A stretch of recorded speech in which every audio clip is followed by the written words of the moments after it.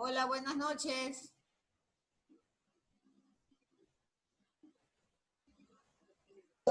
Máster, buenas noches. Hola, Nicolás. Hola, María José. Buenas noches, Master.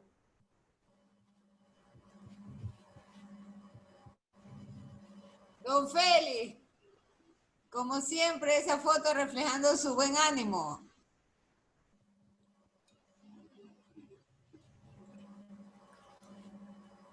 Y don Luis, ¿qué cuenta, don Luis? ¿Cómo le ha ido?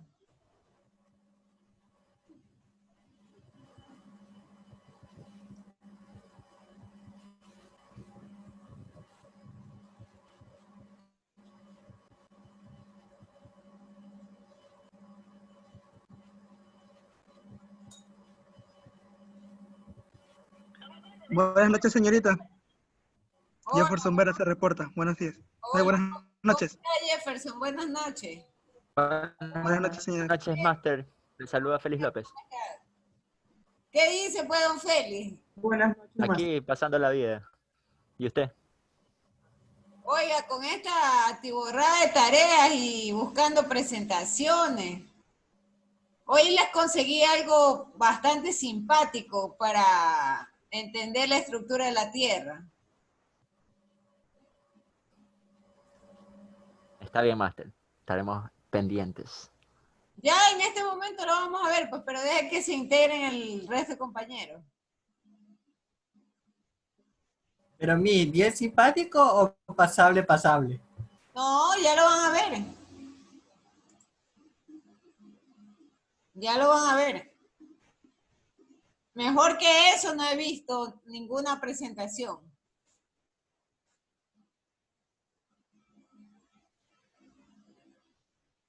Y Valeria, ¿cómo está Valeria? Buenas noches, Master, dígame. ¿Cómo se encuentra Valeria? Bien. Eso creo. Ninguno de ustedes se enfermó, ¿no? No, yo no. Ni mi familia tampoco. Para mi mala suerte, no. No, oiga, ni diga eso. ¿Cómo que mala suerte? No, yo tampoco me he enfermado ni siquiera de gripe o de tos o de algo por el estilo. Así mismo, del COVID-19 nada. Yo sí, Máster. Normales. De eso estoy hablando, pues estoy hablando del COVID-19. Entonces no, todavía. Eso es terrible. ¿No ven cómo a los muertos los tiran nomás por ahí y con un plástico nomás ahí como puedan y bótenlos por donde más puedan? Eso es verdad, Yo creo que la mayoría sí se contagió, solo que algunas personas no presentaban síntomas. Bueno, sí, no, el tema está en el descuido. Entonces, si nosotros no nos cuidamos, ahí viene la catástrofe. Si nosotros no le prestamos atención a los síntomas previos, ahí viene la catástrofe. Ese es el asunto. Yo me alegro que ustedes no se hayan enfermado, pero no hay que abusar de la juventud. Master, por acá un vecino me dijo que había una señora que estaba súper amarilla y así súper grave de COVID y que un día le llevó bastante guanchaca y se pegaron una chupa que se perdieron hasta el día siguiente y la señora revivió. Ya, Entonces yo hice lo mismo, pero ya, pues yo creo que no sé si me curé o no, pero estoy aquí. Es que el alcohol, sea en mano, o sea, en trago, pasa. bueno, ahí hay algunas versiones, ¿no? Porque ahí el reportero, ¿cómo es? El del Canal 12, José Delgado, él entrevistaba a unas personas callejeras y ellos decían, pues, que como estaban tomando, estaban ahí. Que el calor del humito les mataba el COVID. Sí, pero básicamente el problema es o sea, es la respuesta del organismo. Comprobado científicamente. La respuesta del organismo, más es cómo está su sistema de defensa. Eso es lo que trabaja. Claro, el sistema inmune, ese es a nivel psicológico y a nivel fisiológico también, porque están interconectados. Así es. Sí, la gente en los primeros días se enfermaba con las noticias nomás. Con eso nomás se enfermaban psicológicamente. Vea, yo me enfermé y le estoy hablando 16 de marzo. Pero no es que me enfermé psicológicamente, sino que con examen y todo, ¿no? Pero hay dos cosas fundamentales, el estado de ánimo y la limpieza extrema. Entonces, cuando hay la limpieza extrema, tanto de la persona como del lugar, ahí las cosas se mejoran. Y claro, pues de ahí la ingestión pues de la famosa citromicina, pero tomada antes de que ya usted esté boqueando, pues, ¿no? Esa es La citromicina se toma cuando la persona ya está muriendo o está en en la última etapa. es al revés, Entonces, es se la toma de una. antes de. Ah, ya. Ya cuando ya está boqueando, ya ahí no hay nada que hacer.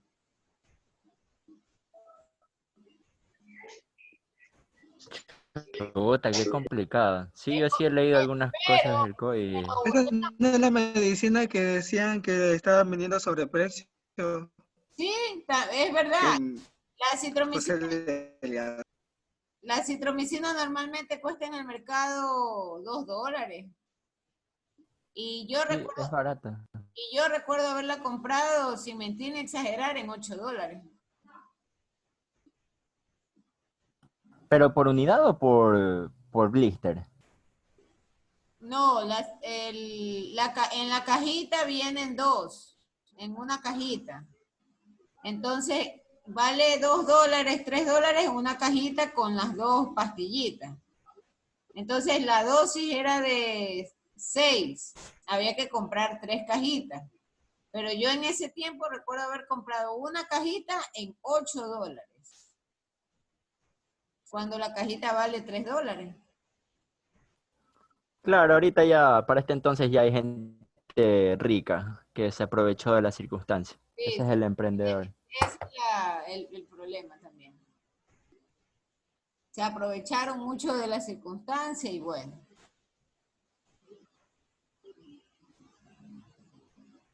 $25 personas, ya. Creo que vamos a comenzar. Bien, yo me alegro mucho de verlos a todos, aunque sea a la distancia. Y buenas noches. Vamos a empezar la clase. Déjeme grabar esto. Mi, está grabando desde hace rato, Mi. No, en el sistema mío tengo que yo darle la orden para que... Verán, me ocurrió algo muy curioso. Cuando yo no le ordeno al sistema que grabe mi computadora, sencillamente lo pierde, es como que no ha pasado nada.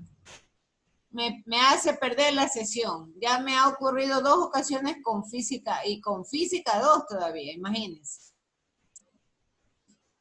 Bueno, entonces, la clase de hoy, yo les decía, yo quería comentarles lo siguiente. En su académico ya está subida la tarea de lo de las corrientes filosóficas que tienen que investigar. Esas son corrientes filosóficas alineadas a la investigación científica. Entonces, igualito, por favor, usted investiga una corriente y no puede escribir menos, no puede ser menos de la mitad de la página, porque es una corriente filosófica que yo requiero que usted la explique. Y cómo esa corriente se aplica a la metodología de investigación científica. Dado que estamos viendo que la geoquímica como tal tiene algo de filosofía por detrás. Si no estuviese esa base filosófica, sencillamente no pueden desarrollarse los experimentos. Entonces, ya está subida esa tarea. Se va a subir un archivo de un banco de preguntas. No se va a infartar como sus compañeros, que porque ven el banco de preguntas ya están angustiados, que creen que es de un día para otro. Yo no trabajo de esa manera. Y ustedes, creo que ya es la tercera clase que tenemos la oportunidad de compartir. Por lo tanto, el banco de preguntas que tienen que contestar será colgado de aquí hasta agosto, 10 de agosto, casi a puertas del examen. Tiene todo ese tiempo para usted contestarlo. Adicionalmente, se van a colgar las preguntas sin respuestas del banco de preguntas para que usted pueda ir ya investigando. Hay algo que tengo que recordarles, ustedes tienen que leer, no pueden dejar de leer. Ustedes están a cargo del 70% de su aprendizaje. Entonces tienen que esforzarse. Yo les voy a cundir en tareas, porque no hay otra manera de justificar ese 60% de la nota. Y obviamente ustedes conocen, yo no tomo lecciones de la noche a la mañana. No es que ya mañana me molesté o tuve un pésimo día y le voy a tomar una lección la siguiente semana. No, así no funcionan las cosas. Si hay algo que tiene que contestar, que es su banco de preguntas, se lo va a dejar colgado la siguiente semana, pero se lo va a dejar aperturado hasta el 10 de agosto, para que usted pueda trabajar, investigar, leer. Las tareas sí tienen un plazo más cercano. Yo estoy colocando las tareas de entrega máximo hasta el 24, 23 de julio. Entonces, por favor, ya dedíquese a trabajar en esas tareas. No espere de último momento, porque luego la plataforma se cuelga, se colapsa y no pueden subir nada. A ver, veo dos manos alzadas, la de Valeria, la escucho a Valeria y luego a Nicolás. Sí, Máster, una pregunta. Con respecto al trabajo de las corrientes filosóficas que usted mandó, yo esta tarde estaba leyendo y saqué como 12 corrientes filosóficas que para mí son las que yo más he escuchado. Y yo decidí hacerlo mediante un cuadro comparativo, desde sus fundadores, su origen, sus teorías y lo que usted ahorita mencionó de que cómo se relacionaba con la materia que usted imparte. Pero usted recién dice que en cambio quiere como media página, entonces ya no lo hago así cuadro comparativo y lo hago así como usted quiere o sigo haciendo como tenía pensado. Bueno, primer punto, como se te haga más fácil y más rápido. ¿Qué quiere decir eso? Que si vas a hacer el cuadro comparativo y para luego explicar tu cuadro comparativo abajo, adelante. Pero si se te hace más sencillo redactarlo sin el cuadro comparativo, está bien. Es porque en el cuadro comparativo yo puedo sacar los puntos más importantes. Ya, entonces hasta se me haría hasta más fácil para explicarlo y que otros lo entiendan. Está bien, ponle el cuadro comparativo, pero abajo no te olvides de explicar tu cuadro comparativo. Sí. De ahí está bien, no hay problema. Nicolás. Sí, ya. Listo, gracias. Nicolás, ¿qué pregunta tienes? Leyendo al deber que usted mismo está ahorita hablando sobre las corrientes, dice que es lo que se habló el día de ayer sobre en la clase.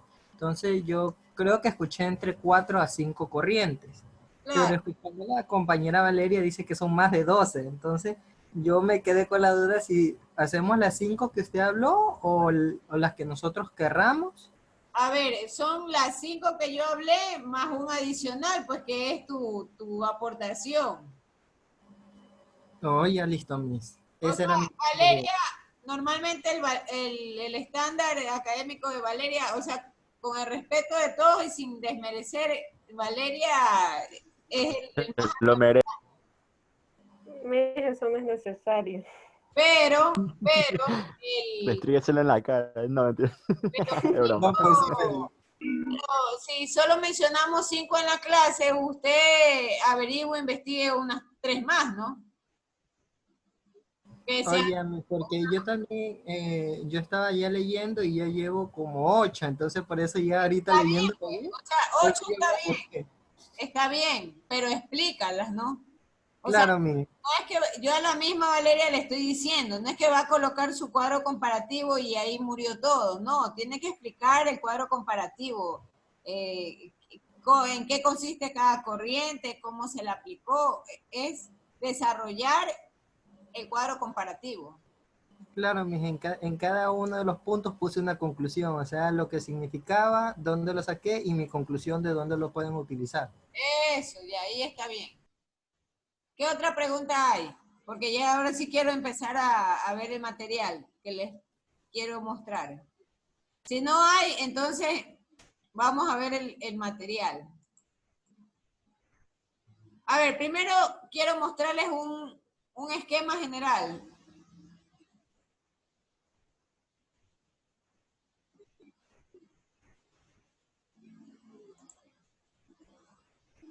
Todos están viendo la Tierra con el pajarito, ¿no? Sí, Master. Ya, listo. A ver, este esquema es un esquema simple y muy genérico de los componentes de la Tierra o de las capas de la Tierra. Entonces vamos desde afuera hacia adentro. Entonces la primera capa general es la corteza. Ahora, noten que hay otras capas que tienen que ver con la parte atmosférica, como por ejemplo la estratosfera, la exósfera, todo eso está, si lo quiere ver, por encima de la corteza, es el exterior de la Tierra. La Tierra empieza desde la corteza hasta el centro de la misma. Entonces, la siguiente capa es el manto superior. Y este esquema lo escogí porque tiene algo importante, las temperaturas. Si tienen por ahí una hojita, un cuadernito o algo, anótelo. El manto superior puede alcanzar temperaturas alrededor de los 1500 grados centígrados. El manto superior. El manto propiamente, que está debajo del manto superior, puede alcanzar hasta los 3000 grados. Y noten ustedes las diferencias de temperaturas. O lo muy caliente que va poniéndose la Tierra en la medida en que yo me acerco al núcleo. Yo las clases anteriores les había hecho un dibujo a mano, pero ya este dibujo en realidad refleja o representa una explicación genérica. Ya vamos a entrar a ver cada una de las partecitas de los mantos y vamos a llegar hasta las mismas placas tectónicas. Eso lo vamos a ver en la siguiente clase. De aquí lo importante son las temperaturas. Entonces, en el manto, tal como lo ven en su presentación, es donde se originan los movimientos de los continentes. En el manto yo tengo la base de las placas tectónicas, y hay temperaturas alrededor de los 3000 grados centígrados. Luego encontramos el núcleo externo. Entonces, en el núcleo externo ya podemos apreciar elementos como hierro líquido y níquel en estado puro. Y por supuesto, siendo el núcleo una conformación de hierro líquido y níquel, este núcleo es el que le permite conservar a la Tierra el campo magnético. Los campos electromagnéticos a nivel del universo, con el sistema solar. Y por último tenemos el núcleo interno, que puede alcanzar temperaturas de hasta 6000 grados centígrados. Entonces, nuevamente, en el núcleo externo también se repite o está la presencia de elementos como el hierro y el níquel.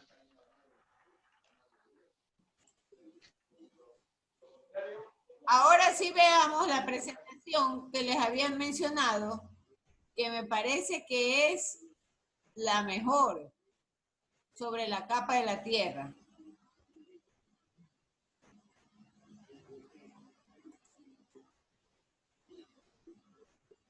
Listo. Entonces, la capa de la Tierra, usted la puede diferenciar porque hay dos grupos, el estado sólido y el estado semilíquido.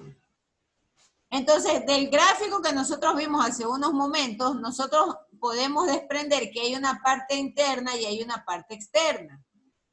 Y que las partes internas están conformadas por el manto, por el núcleo. Hay las partes externas que le decía yo que tiene que ver con la corteza, la hidrósfera, la biosfera y la atmósfera.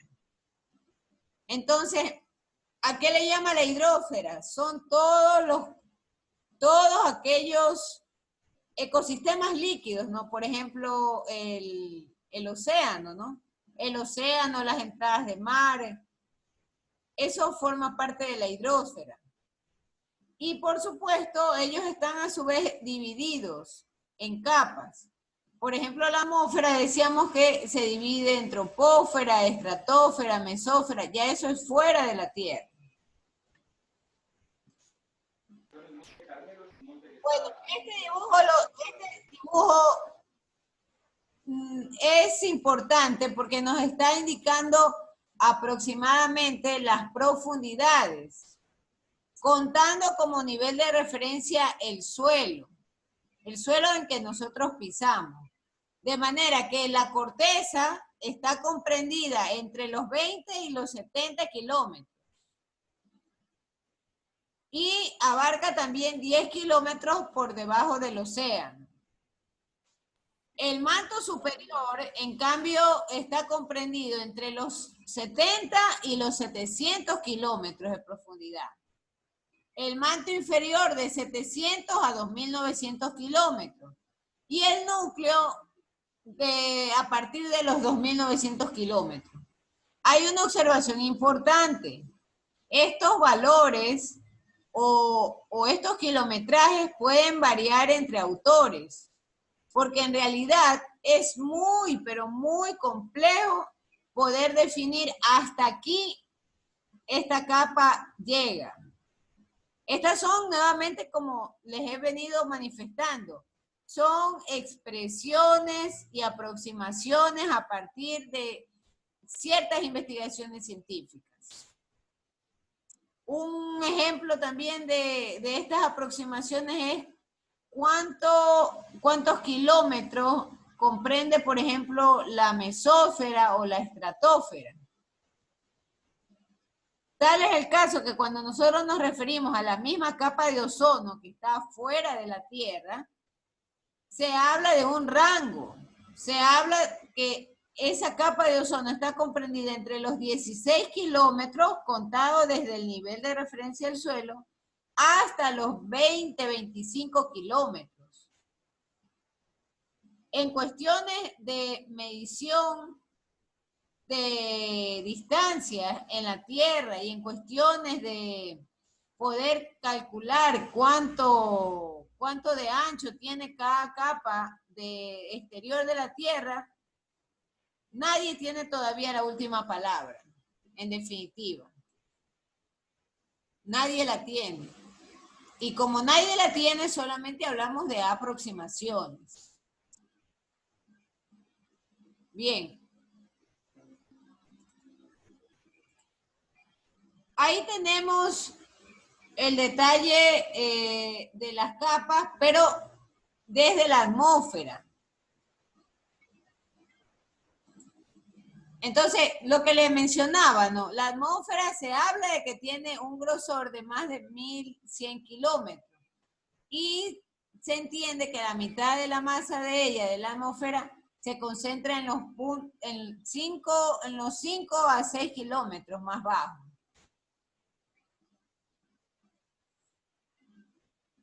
¿Qué es la biosfera como concepto? La biosfera es la Tierra. Entonces, todos los ecosistemas y los subecosistemas se encuentran en la biosfera interactuando. Alguien del otro curso me preguntaba sobre la importancia de un subecosistema. En el momento en que un subecosistema, por ejemplo, pensemos en un desierto, y un subecosistema de un desierto puede ser un oasis. Entonces, en el momento en que hay trastornos generados por problemas de contaminación en el oasis, por ejemplo, pensemos en la reserva de agua. Esa reserva de agua es la reserva de agua del desierto y de las especies que habitan en el desierto. Por lo tanto, la interacción del factor abiótico con el factor biótico es importantísima. Y gracias a esa interacción es que nosotros podemos explicar fenómenos naturales que se dan, por ejemplo, en la astronomía, en la geología, en la climatología y en general en todo lo que tiene que ver con el estudio de la Tierra y la vida que hay en ella. Ahí está un dibujito, ¿no? Que este dibujito es muy sencillo, pero bastante didáctico, en el sentido que le mencionen y le ponen un círculo, la biosfera. ¿Qué es la biosfera? La biosfera es los elementos inertes más los elementos vivos que habitan en la Tierra.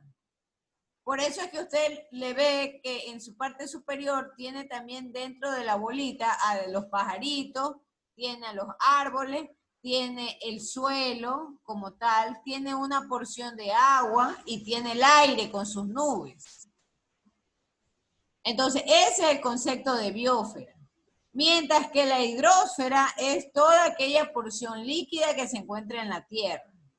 Y la litosfera es la parte terrestre. Pero esa parte terrestre, volvemos al inicio, ¿no? Esa parte terrestre está en la corteza. En la corteza. Esa litosfera está entre estos 20 a 70 primeros kilómetros. Ahí está la litosfera. Llámese litosfera inclusive a las costas.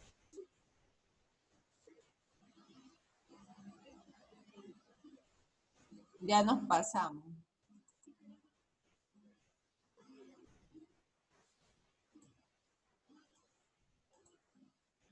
Listo. Entonces, ahí tenemos el concepto de hidrósfera. La hidrósfera comprende todas las superficies acuáticas del mundo, ¿no? Y también involucra lagos, ríos, aguas subterráneas. Hay autores que mencionan que la zona DAL, la DAL es las profundidades. Eso van a anotarlo en un vocabulario que yo les voy a dejar como tarea. La zona ADAL.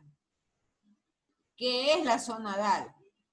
Entonces, la zona DAL son los abismos marinos, los abismos oceánicos.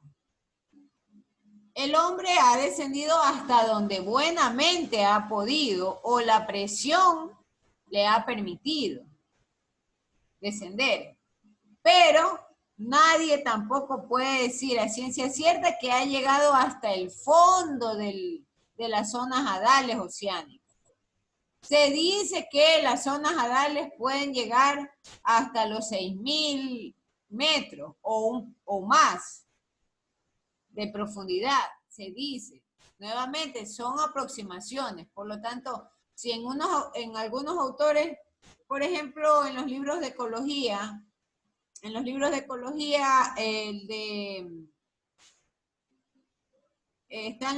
de la editorial Madrao. Estos libros mencionan que la profundidad del océano llega hasta los 6.000, 7.000 metros.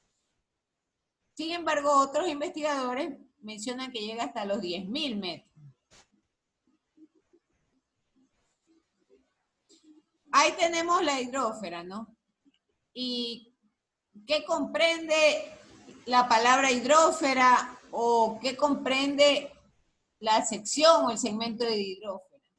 Entonces está constituido por un 94% del océano, un 5% que está presente en los continentes y está presente a través de los lagos, las lagunas, los ríos, cierto tipo de riachuelos, ensenadas, ese es ese 5%. Y el 1% que le corresponde al vapor de agua o a las nubes. Entonces, eso le considera como hidrósfera.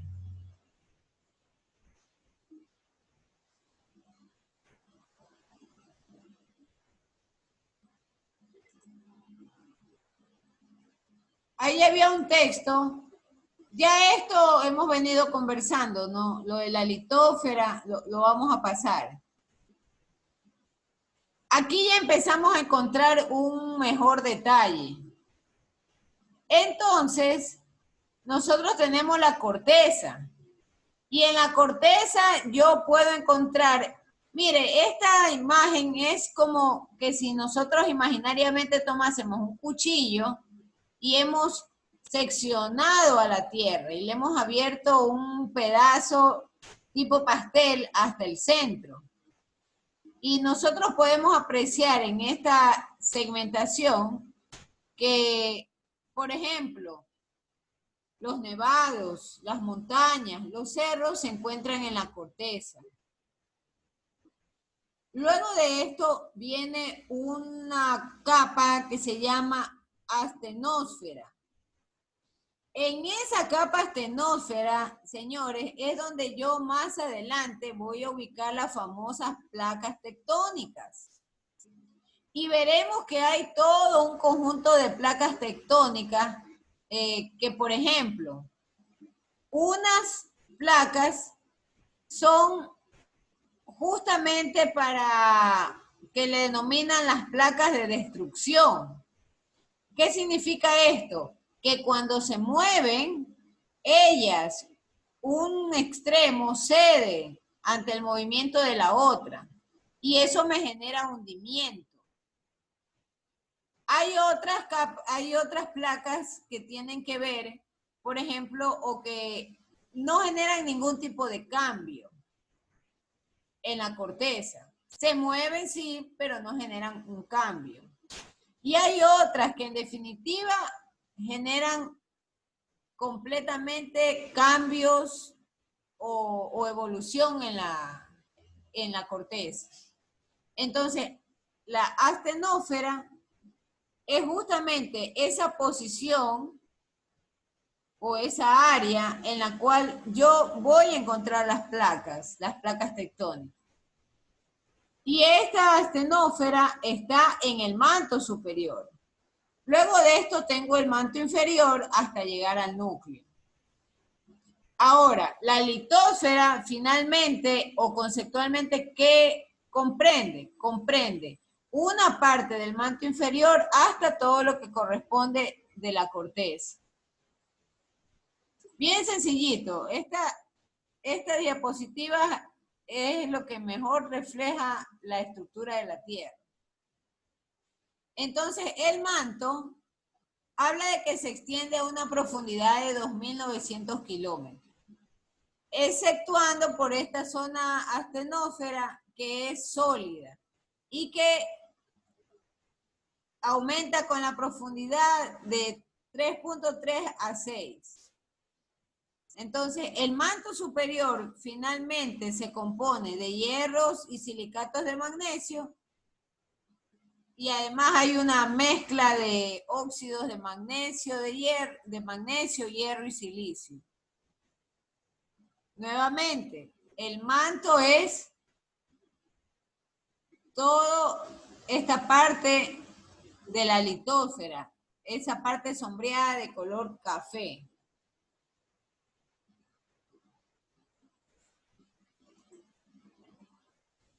Bueno, ahí volvemos a tener otro gráfico, ¿no? El núcleo, en cambio, hablamos de que tiene una densidad relativa de 10. Y el núcleo lo podemos encontrar o tiene una capa exterior de 2.225 kilómetros de grosor. Además, el núcleo tiene hierro en estado puro, pero también tiene porcentajes de níquel y otros elementos. Y puede llegar hasta las temperaturas de 6.600 grados centígrados, ¿no? El núcleo. Bien, preguntas, por favor, señores. Preguntas de esta parte. Yo en realidad he encontrado estas diapositivas y es lo que mejor puede explicarnos y lo hace de una manera muy didáctica, ¿no? A través de los dibujos. Preguntas, por favor.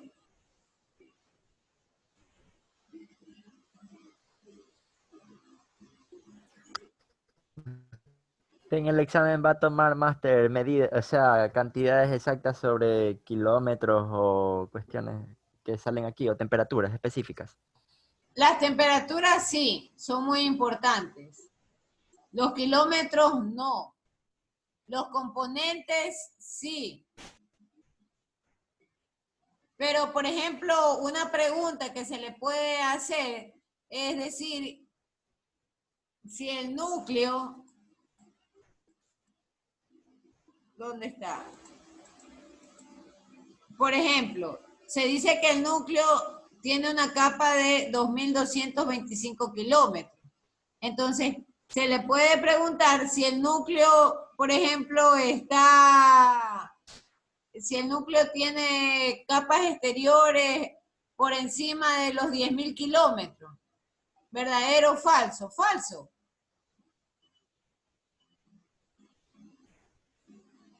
Otro ejemplo. Yo le puedo preguntar a Cintia Vera.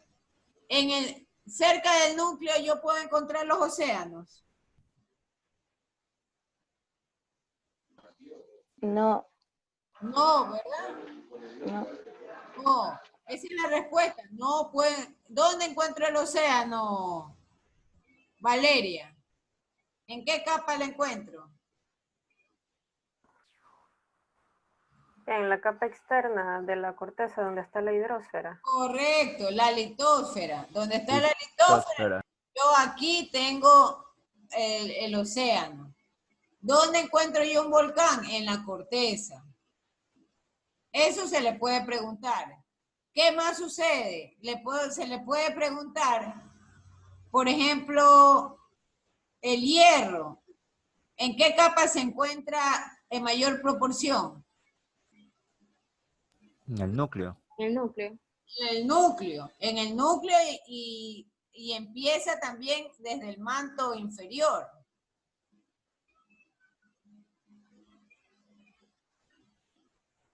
Manto inferior y núcleo. Ahí yo tengo las mayores concentraciones de hierro. Me hizo una pregunta. Te escucho, Valeria. Usted dijo de que el núcleo en su centro tiene hierro puro y níquel, y que también su temperatura es de 6.600 grados centígrados. A esa temperatura el hierro no se fundiría y sería como que estuviera en estado líquido todo eso ahí. Correcto. ¿Qué hablamos en la primera parte de la clase? ¿Qué decíamos que cómo estaba conformado el núcleo? ¿Qué había ahí? Estaba presente el magma incandescente. ¿Se acuerda que yo saqué mi pizarrita y le hice un dibujo maltrecho a mano alzada? Y le decía que en el núcleo yo tengo el magma en estado semisólido, ¿no? Semisólido. Y este magma estaba constituido justamente por estos óxidos. Rocoso. Correcto, tiene también altos contenidos de azufre. El azufre tiene algo rojo. Y azufre, y hierro. Entonces, el núcleo básicamente, por aquí está. El núcleo tiene una masa semisólida. Semisólida. ¿Qué más se puede preguntar de esto? Por ejemplo, ¿cuáles son las capas internas de la Tierra y cuáles son las capas externas? Esa es otra pregunta. Entonces, yo le puedo pedir a ver, quiero ver quiénes están por ahí. Erika Bazán, por ejemplo, la litosfera, ¿qué capa es la litosfera?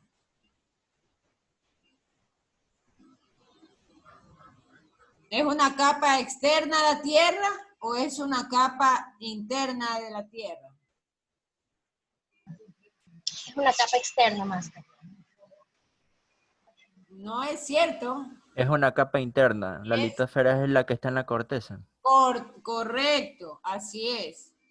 Usted tiene que tomar en cuenta a la Tierra desde el nivel de referencia del suelo que pisa.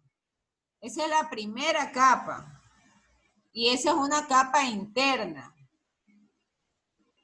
La estratosfera, ¿es una capa interna o es una capa externa? A ver, ¿qué nos puede decir ¿qué nos puede decir Marta Alvarado?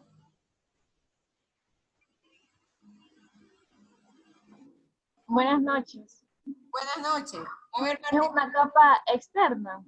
esa es una capa externa, la estratosfera. Ya esa está en la atmósfera, en el espacio, la estratosfera. Entonces, ese tipo de preguntas son las preguntas que se van a hacer con respecto a las presentaciones. Otro ejemplo, la capa tectónica. Las capas tectónicas, Ingrid Salazar, ¿en qué capa se encuentran las placas tectónicas? Dígame, Master, buenas noches. Las capas. Placas tectónicas. A la 1, a la 2 y a la... Es en la parte interna, Miss. No me dices nada, compañera. ¿Cómo se llama? La astenosfera. Astenosfera. Está ubicada. Miss, le escucho entrecortado. La astenosfera, ¿dónde está ubicada? ¿Dentro de qué capa está ubicada la astenosfera? En la litosfera, Miss. Litosfera. Correcto, así es, está dentro de la litosfera. Eso es lo que usted tiene que tener presente y tener claro con respecto a la estructura de la Tierra. Bien, veamos la siguiente presentación para avanzar. Y vamos a dejar... estas presentaciones igual las voy a colgar. No se preocupe.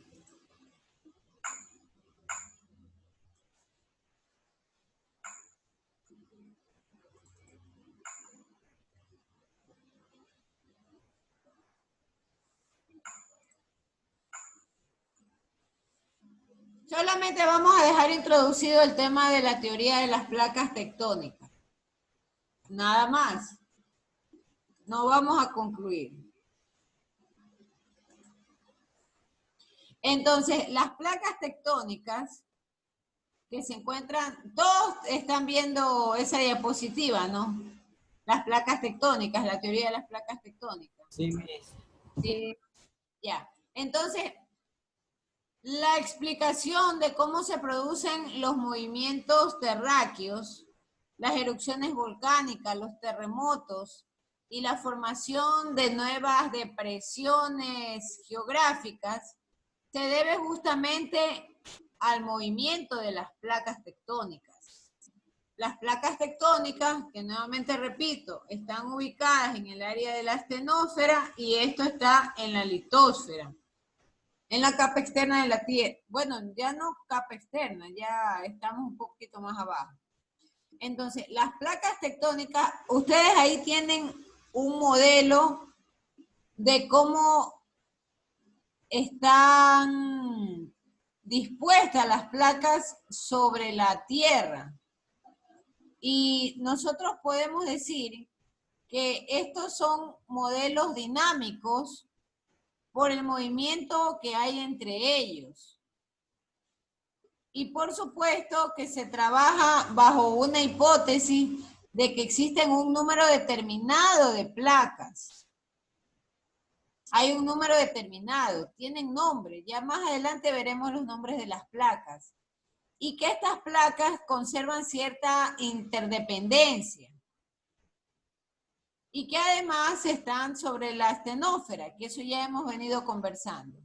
Entonces, todas las placas tienen unas especies de límite. Y estos límites son los que van a constituir en un factor importante para la actividad sísmica, volcánica y orogénica. Máster, una pregunta. ¿Y el movimiento o la energía, cómo se explicaría? O sea...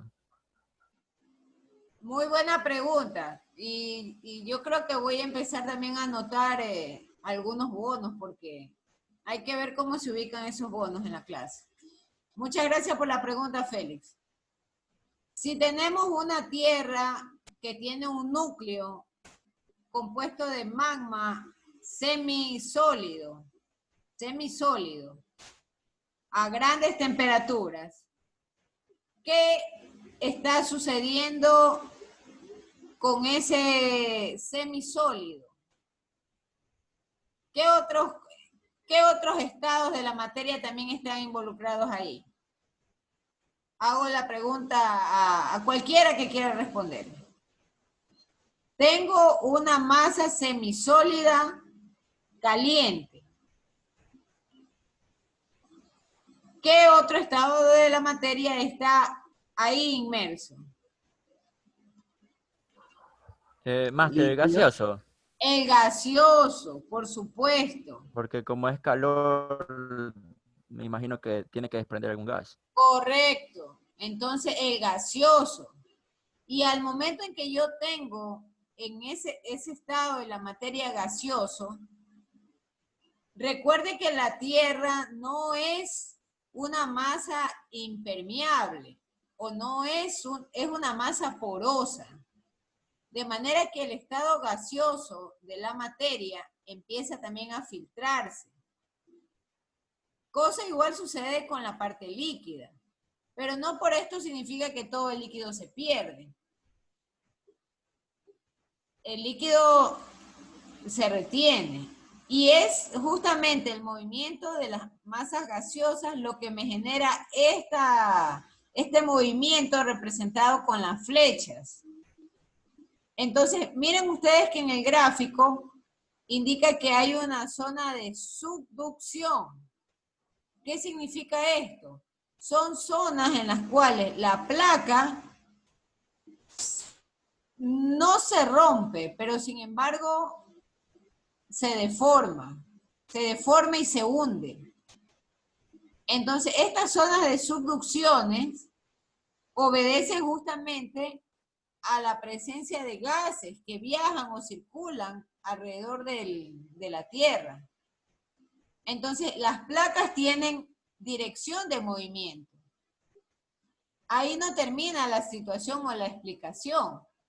Dijimos que el hierro fundamentalmente el hierro, es uno de los elementos básicos para determinar el campo magnético de la Tierra.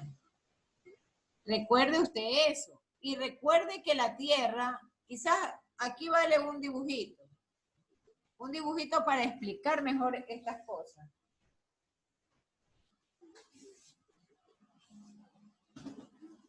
Vamos a dejar de compartir la pantalla.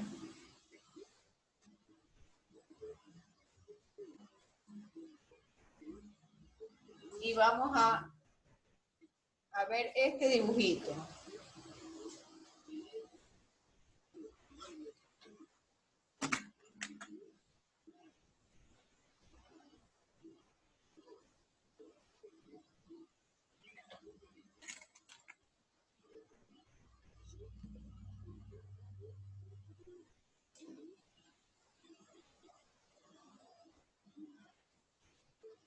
Esta es la Tierra. Todos logran ver la pizarra, ¿verdad?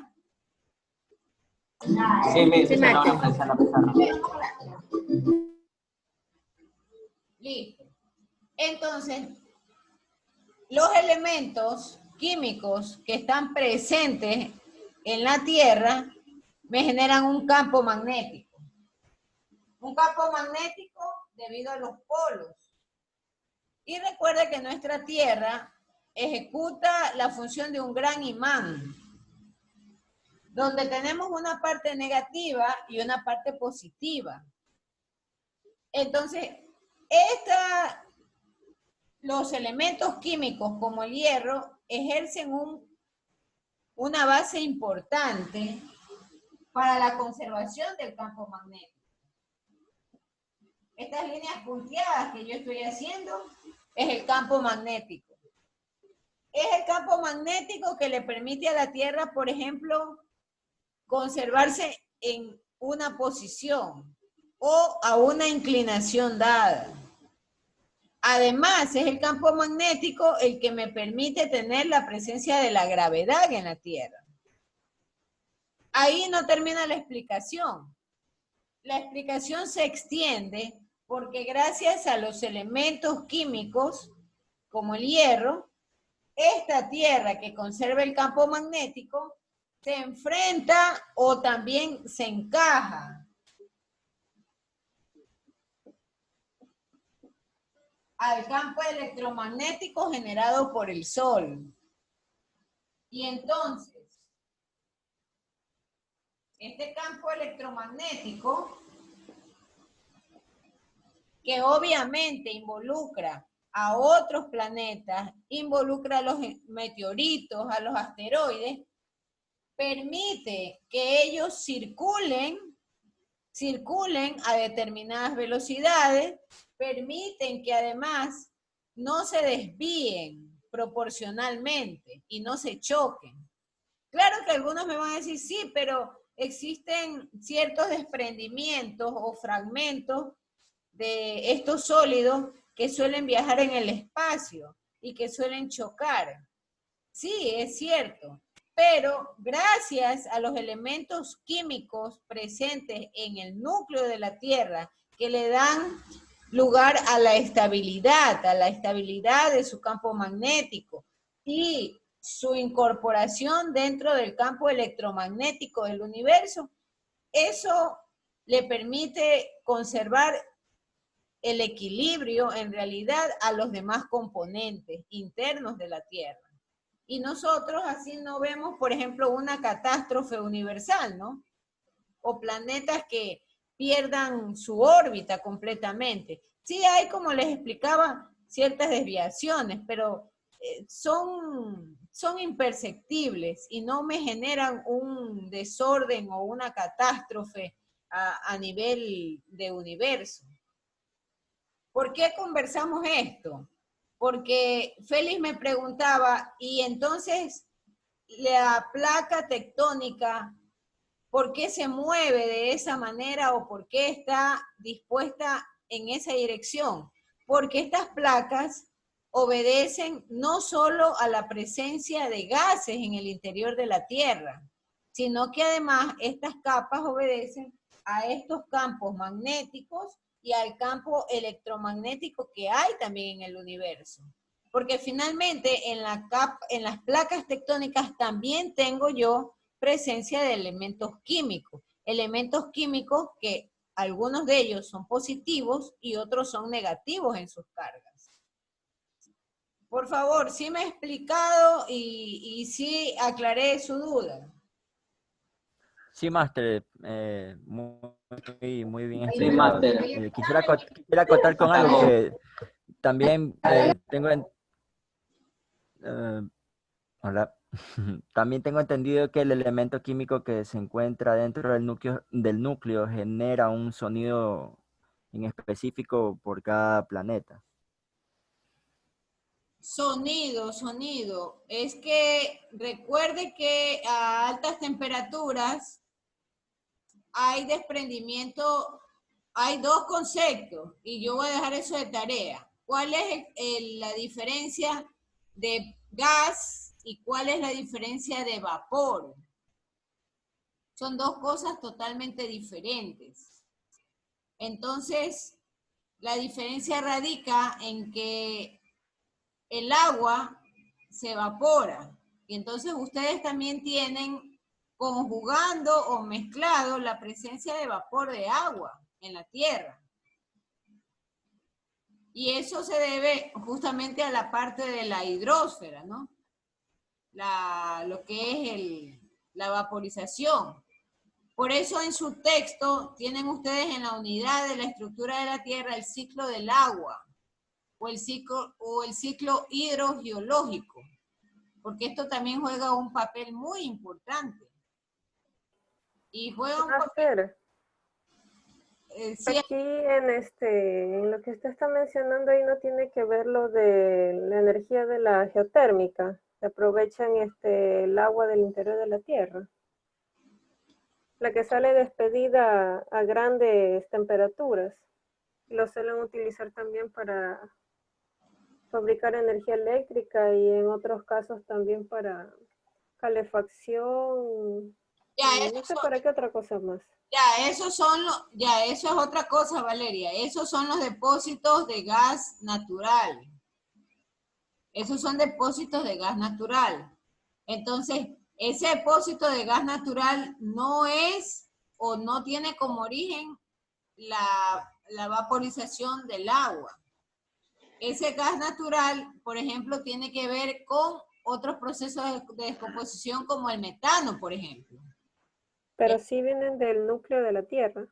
Pero correcto, está en la Tierra porque recuerde que hay una interacción importante también, la de los seres vivos y microorganismos que están en la Tierra. Entonces yo a ustedes al inicio de la clase de geoquímica les comentaba, ustedes hicieron una tarea, que son las eras de la Tierra, ¿verdad? Y ya ustedes tienen que haber investigado que en las eras de la Tierra, por ejemplo, estaba la presencia masiva en sus orígenes de las cianobacterias. Como por la era arcaica. Las cianobacterias generan alto contenido de metano, porque ellas básicamente hacen algo muy similar a la fotosíntesis, pero toman los nutrientes y toman la energía de la tierra también, aparte de la del sol, ¿no? Entonces, de ahí se originan o se derivan los depósitos naturales de gases. Eso es gas natural. Y eso es lo que yo extraigo. En el Perú se usa muchísimo el gas natural.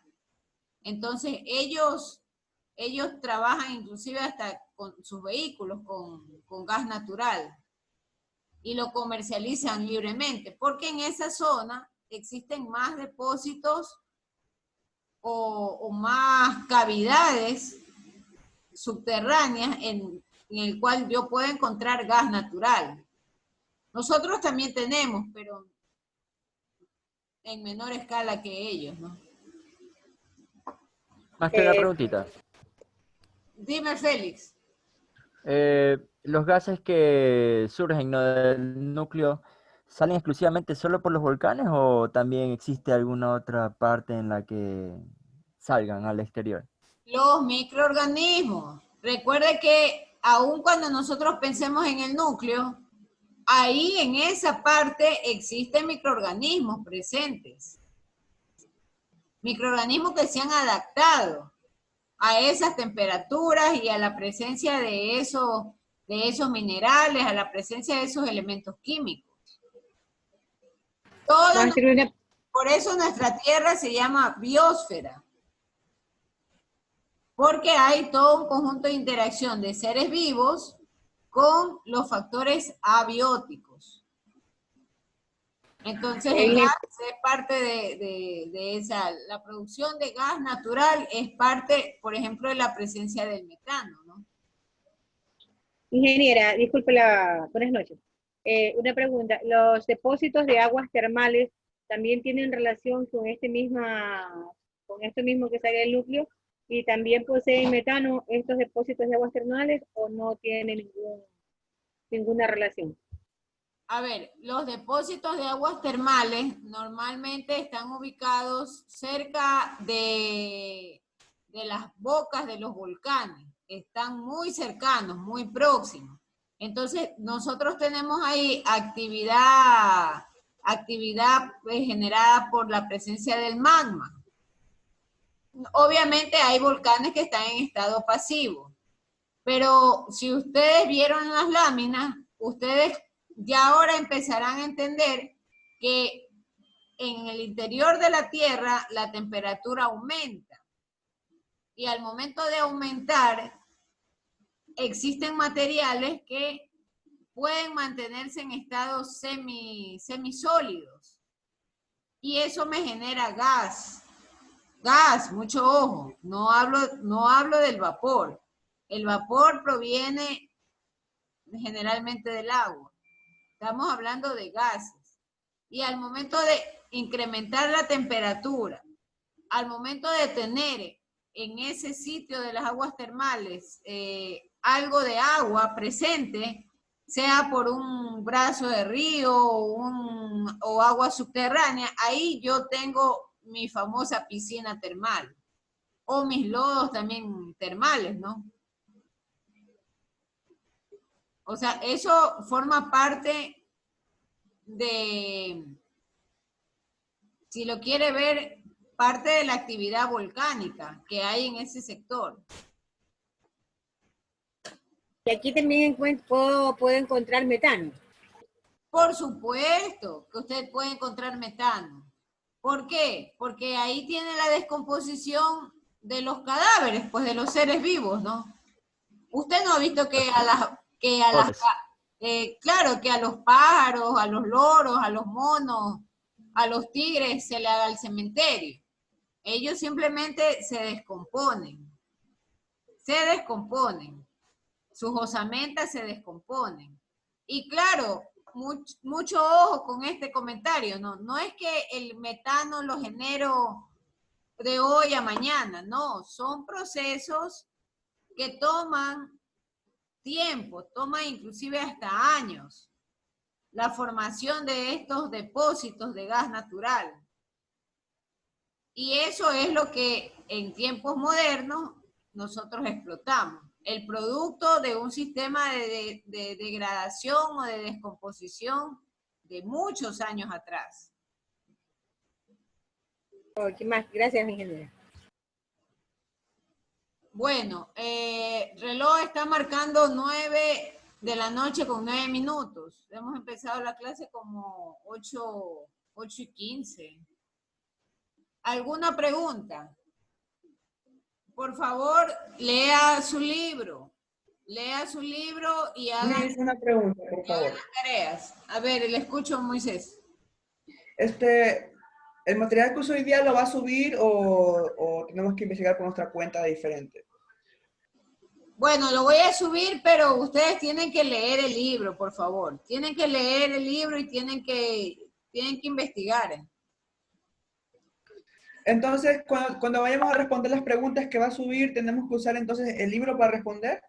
No solo el libro, todo lo que esté a su alcance, el libro, las diapositivas, investigar en internet, Ok, mis gracias. es todo. Por eso es que se va a colocar las preguntas desnudas, ¿no? Sin alternativa. Usted tiene que irlas resolviendo para que al momento de contestar en el cuestionario o en el banco de preguntas, ya usted sepa a lo que va y sepa claramente qué es lo que va a responder. Y para eso tendrá un plazo hasta el 10 de agosto. Pero son preguntas que van a ir saliendo de estos materiales y de las clases.